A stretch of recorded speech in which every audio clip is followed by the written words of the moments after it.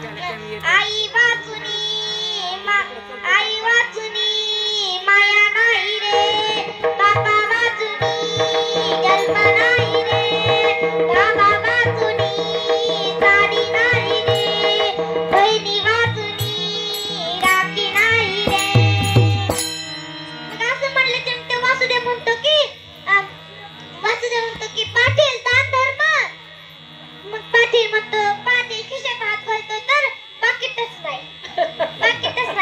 मग तो पाटील म्हणतो की तुम्ही आमच्या खोलीवर या. तो म्हणला बरं. मग वासुदेव खोलीवर येतो. खोलीवर आल्याच्या नंतर वासुदेव म्हणतो की पाटील दान धर्म.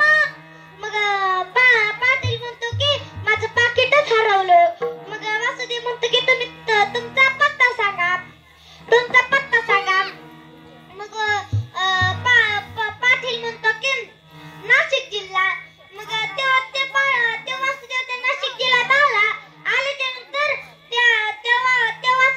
त्या पाटलाला तिकडून वासुदेव दिसला.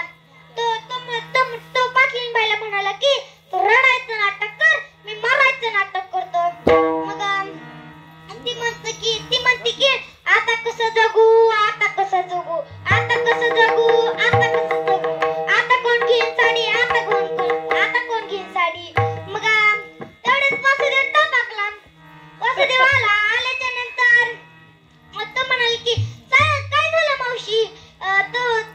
ती म्हणाली की आता कसं जगू आता कोण घेईन साडी असं म्हणल्याच्या नंतर ते वासुदेव म्हणलं की लयच वाईट झालं. मग तो म्हणला की इतक्या लांबून आलो तर अंतविधी करूनच जातो. मग त्या पाटलाला ताटीव बांधलं तरी डोळे उघडीना. चौघांनी उचलीला तरी डोळे उघडीना.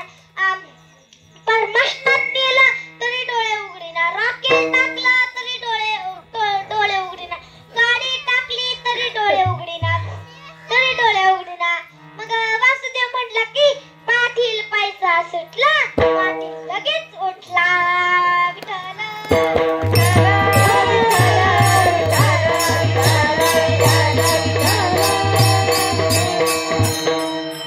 इतकी कंजूसची माणसं असतात. कोणाला दान धर्म सुद्धा करीत नाही. म्हणून तुका म्हणे धनासाठी देते प्राण. मग ज्ञानेश्वर महाराज म्हणतात की माझा पांडुरंग तसा नाही. माझा पांडुरंग उदार मनाचा आहे. श्रीमंत आहे पण उदार मानाचा नाही. असा कंजूस चिकूस नाही. ज्ञानेश्वर महाराज सांगतात तिसऱ्या चरणात सर्व सुकृताचे